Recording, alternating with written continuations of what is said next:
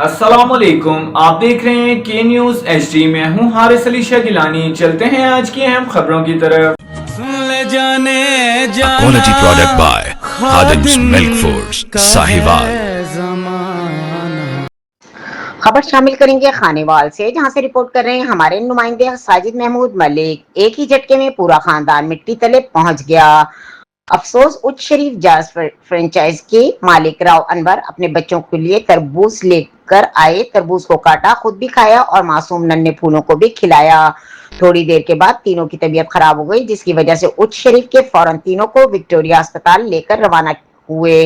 लेकिन अफसोस, किस्मत की सितम जरीफी के दोनों बच्चे रास्ते में दम तोड़ गए। तरबूज जहरीला था। फूड पॉइजनिंग की वजह से दोनों नन्हे फूल अल्लाह के पास जा पहुंचे। इसके बाद जब विक्टोरिया अस्पताल में इनके वालिद को दाखिल किया गया तो वो भी कुछ देर के बाद ही दम तोड़ गए। एक ही लम्हे में अनवर और उसकी फैमिली अल्लाह के पास जा पहुंची। जब तरबूज लिया जाता है तो कोशिश करें कि साया में पड़े रहना वाला तरबूज लें, पहले से कटा हुआ या गंदी टाकी लगा हुआ तरबूज ना लें, वरना बहाना बन जाता है। हम इन बच्चों और इनके वालिद की वफात पर अफसरदा हैं। आप बताएं कि फूड पॉइजनिंग क्यों होती है? क्या तरबूज पे 2 घंटे दूध पीने से इंसान मर सकता है?